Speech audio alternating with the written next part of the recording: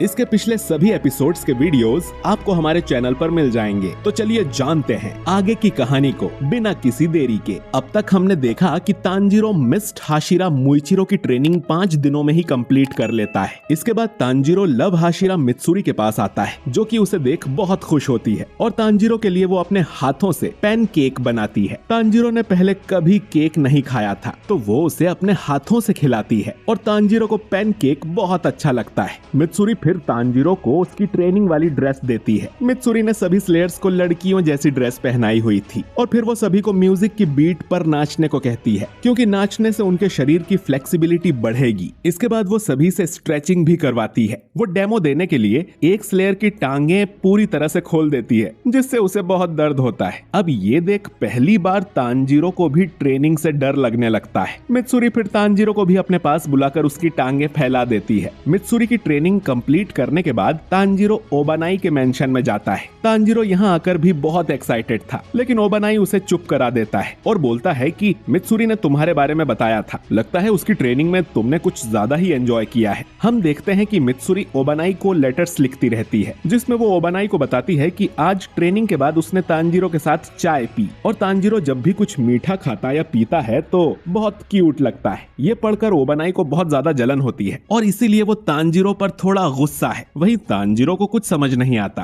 कि ओबानाई उससे नफरत क्यों करता है। ओबानाई फिर तांजीरो को ट्रेनिंग रूम में ले जाता है। तांजीरो देखता है कि ओबानाई ने यहाँ ढेर सारे स्लेयर्स को बांधा हुआ था। वो तांजीरो से कहता है कि उसे इन लोगों को चोट पहुंचाए बिना तलवारबाजी करनी होगी। तांजीरो सोचता है कि ये रूम तो मौत का चैम्बर है। वो ओबानाई से पूछता है कि क्या इन बंधे हुए लोगों ने कुछ क्राइम किया है, जिस पर ओबानाई कहता है कि हाँ, इनका क्राइम है कमजोर होना, जल्दी नहीं सीखना, मेरा समय बर्बाद करना और मुझे परेशान करना। इसके बाद ओबानाई तांजीरो को दिखाता है कि उसे स्लेयर्स के बीच में बने टारगेट्स पर वार करना है। ओबानाई का निशाना इतनी स्पीड में भी बहुत पक्का था। इसके बाद तांजीरो की बारी थी। उसके पास लकड़ी की तलवार थी, लेकिन चोट तो उससे भी बहुत लगेगी। सभी स्लेयर्स डरे हुए थे और प्रे कर रहे थे कि तांजीरो कहीं उन पर ही ना मार दे। तांजीरो अब धीरे धीरे टारगेट्स को हिट करने लगता है, जो देख ओबानाई गुस्सा हो जाता है कि वो यहाँ ट्रेनिंग करने आया है कि मजाक। फिर ओबानाई तांजीरो से कहता है कि चलो मुझ पर अटैक करो, स्लेयर्स को ना लग जाए। इस डर से तांजीरो काफी झिझक रहा था और ओबानाई उसे हरा देता है। ओबानाई तांजीरो को फिर से अटैक करने को बोलता है। इस तरह तांजीरो की ट्रेनिंग चलती रहती है। तांजीरो काफी स्लो था। वहीं ओबानाई की तलवार छोटी जगहों से भी आराम से निकल रही थी, जैसे उसकी तलवार मुड़ रही हो, बिल्कुल एक सांप की तरह।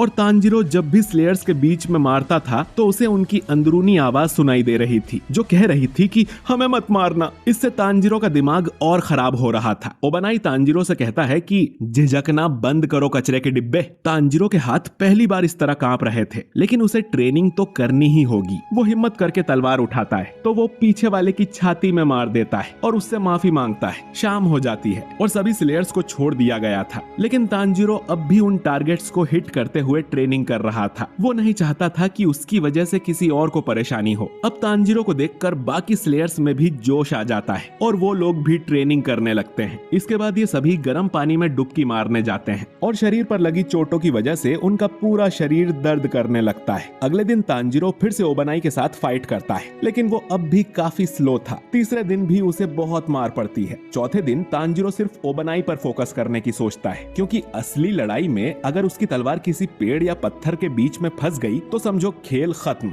इसीलिए ये ट्रेनिंग जरूरी है। अब तांजीरो सोचने लगता है कि वो लोग एक जंगल में हैं और सिर्फ ओबानाई पर फोकस करते हुए वो फाइट करता है। उसका निशान अब पहले से बेहतर हो गया था। आखिर में तांजीरो का एक अटैक ओबानाई को जा लगता है और उसकी यूनिफॉर्म थोड़ी सी फट जाती है। ये देख ओबानाई तांजीरो से कहता है कि उसकी ट्रेनिंग पूरी हुई। तांजीरो उसे गुड-बाय बोलता है। ओबानाई गुस्से में कहता है कि भूल गया कचरे के डिब्बे और समझदार, अगर मित्सुरी से ज्यादा दोस्ती करने की कोशिश की तो। वहीं तांजीरो को समझ नहीं आता कि ये मुझ पे इतना गुस्सा क्यों है। तांजीरो अब सानेमी के मेंशन की तरफ जाने लगता है, लेकिन रास्ते में अचानक ही जेनित्सु उसके सामने आ जाता है, जिसे देख तांजीरो डर जाता है। जेनित्सु रोते हुए तांजीरो से कहता है कि मेरी मदद करो तांजीरो, यहाँ से भागने में बड़ी मुश्किल से यहाँ तक पहुंचा। मैं छिपकली की तरह यहाँ पर रेत में यहाँ तक आया।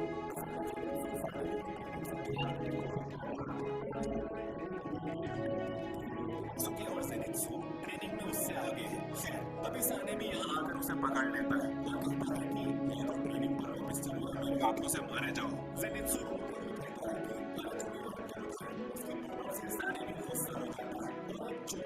जेनित्सु को बेहोश कर देता है। सानेमी फिर तांजीरो से कहता है कि उसे मेरे पीछे आओ। तांजीरो अब सानेमी को भी अच्छे से ग्रीट करता है और कहता है कि आज वो उसकी ट्रेनिंग ज्वाइन करेगा। सानेमी बोलता है कि ज्यादा होशियार मत बनो क्योंकि मैं तुम्हें पसंद नहीं करता हूँ। तांजीरो कहता है कि कोई बात नहीं, मैं भी तुम्हें पसंद नहीं करता, तुमने नेजुको को कई बार स्टैब किया था। इतना कहकर तांजीरो आगे बढ़ जाता है और उसकी इतनी हिम्मत देख सानेमी के माथे की नस फूल जाती है। इसके बाद सानेमी की ट्रेनिंग शुरू होती है जिसमें सभी प्लेयर्स को सानेमी के साथ फाइट करना होता है और वो उनकी अच्छे से धुलाई करता है। तांजीरो समझ जाता है कि जेनित्सु इतना डरा हुआ क्यों था। सानेमी बहुत ही बेरहम था और वो तब तक नहीं रुकता था जब तक सामने वाला खून की उल्टी ना कर दे या बेहोश ना हो जाए। तांजीरो सोचता है कि इससे अच्छा तो ओबना ही था, वो कम से कम इन्हें ब्रेक तो दिया करता था। जेनित्सु को होश आता है तो वो तांजीरो को इतने गुस्से से देखता है जैसे उसने जेनित्सु की बीवी भगा ली हो। सानेमी तांजीरो के साथ ज्यादा सख्त था, वो तांजीरो को पीटने का एक भी मौका नहीं छोड़ता था। वो पहले दिन में ही तांजीरो का पूरा चेहरा खराब कर देता है। ट्रेनिंग के बाद तांजीरो अपने कमरे की तरफ जाने लगता है, तभी उसे गेन्या की आवाज आती है। तांजीरो देखता है कि गेन्या अपने बड़े भाई सानेमी से बात करने की कोशिश कर रहा था, पर सानेमी बहुत गुस्से में उससे कहता है कि मुझे परेशान करना बंद करो, मेरा कोई भाई नहीं है, अगर तुम यहाँ से नहीं गए तो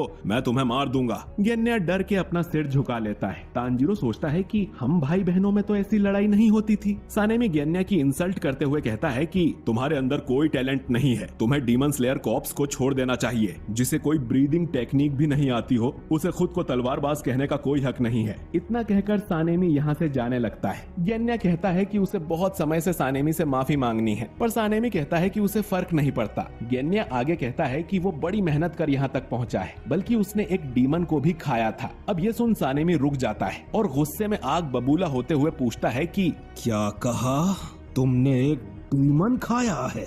सानेमी फिर अचानक ही गेन्या के सामने से गायब होकर उसके पास आता है और अपनी उंगली से उसकी आंखें फोड़ने की कोशिश करता है, लेकिन तांजीरो पीछे से आकर गेन्या को बचा लेता है। वो दोनों दीवार तोड़कर बाहर चले जाते हैं। जेनित्सु को लगता है कि अरे वो बेरहम टीचर सानेमी आ गया, चलो मरे हुए होने का नाटक करते हैं। पर जेनित्सु देखता है कि ये तो तांजीरो है। फिर उसे एक डरावनी आवाज सुनाई देती है और सानेमी बाहर आता है, जिसे देख जेनित्सु डर के मारे चिल्लाने लगता है। तांजीरो सानेमी से पूछता है कि क्या वो गेन्या को मारना चाहता है, जिस पर सानेमी मना करता है क्योंकि गेन्या को मारना स्लेयर कॉर्प्स के नियमों के खिलाफ होगा। इसीलिए वो गेन्या को इतना घायल कर देगा कि वो कभी रिकवर ही ना हो पाए। अगर गेन्या अभी डीमन स्लेयर कॉर्प्स को छोड़ के चला जाए तो सानेमी उसे माफ कर देगा। तांजीरो अब सानेमी की बातों से गुस्सा हो जाता है और कहता है कि गेन्या की जो मर्जी होगी वो करेगा, और तुमने कहा था ना कि तुम्हारा कोई भाई नहीं है, तो गेन्या पर हुक्म भी मत चलाओ, भले ही उसमें कोई टैलेंट हो या ना हो। उसने डीमन से लड़ने में अपनी जान की बाजी लगा दी थी। गेन्या के बिना हम अपर रैंक 4 को भी हरा नहीं पाते। अगर तुम उसके भाई नहीं हो तो उसके मामले में टांग भी मत अड़ाओ। सानेमी कहता है कि अगर ऐसा है तो मैं पहले तुम्हारी हड्डियां तोड़ूंगा। सानेमी अब पलक झपकते ही तांजीरो के पास आता है और उसके पेट में जोरदार मुक्का मारता है, पर सानेमी ये देख हैरान हो जाता है कि तांजीरो ने उसका मुक्का अपने हाथ से रोक लिया था। तांजीरो फिर सानेमी की गर्दन पर लात मारता है, जो देख सब शॉक हो जाते हैं और सानेमी नीचे बैठ जाता है। तांजीरो जेनित्सु से कहता है कि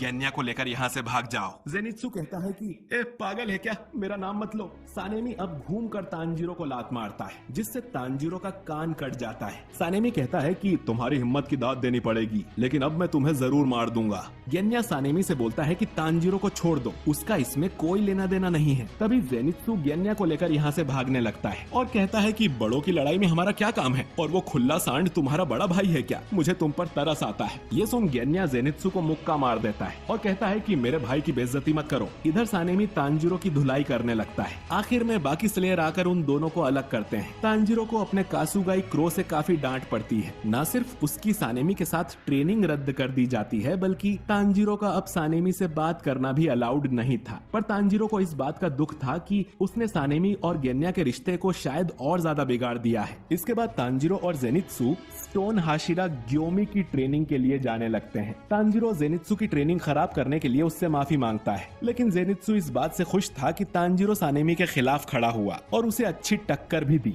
फिर जेनित्सु चिल्लाते हुए कहता है कि ये स्टोन हाशिरा का घर माउंटेन्स में इतना ऊपर क्यों है। तभी इन्हें पास में एक झरने की आवाज आती है। वो देखते हैं कि झरने के नीचे इनोसुके और बाकी ट्रेनीज खड़े हुए थे। बैठते हुए मेडिटेशन कर रहे थे। पीछे से इन्हें गियोमी की आवाज आती है जो कहता है कि अगर तुम अपना दिल और दिमाग साफ कर लो तो आग भी ठंडी लगती है। गियोमी ने अपने कंधे पर बड़े बड़े पेड़ के तने रखे हुए थे और उसके चारों तरफ आग लगी हुई थी, जो देख तांजीरो और जेनित्सु के तोते उड़ जाते हैं। गियोमी इन दोनों का अपने ट्रेनिंग ग्राउंड में स्वागत करता है और ये एपिसोड यहीं पर खत्म हो जाता है। तो दोस्तों मेरे हिसाब से इस सीजन का ये बेस्ट एपिसोड था। मुझे सभी हाशिराज में सानेमी सबसे इंटरेस्टिंग लगता है और आज के एपिसोड में उसे देखकर मजा ही आ गया। आपका फेवरेट हाशिरा कौन है? कमेंट करके जरूर बताइए। साथ ही आज के एपिसोड में ज्यादा नए सीन्स नहीं थे। अगले एपिसोड में हम देखेंगे सबसे ताकतवर हाशिरा गियोमी को, तो उसे मिस ना करने के लिए अगर आप हमारे चैनल पर नए हैं तो हमारे चैनल को सब्सक्राइब करके बेल आइकन जरूर दबाइए और वीडियो अच्छा लगा हो तो इसे लाइक और शेयर जरूर कीजिए। मैं मिलता हूँ आपसे बहुत ही जल्द अगले वीडियो के साथ। शुक्रिया।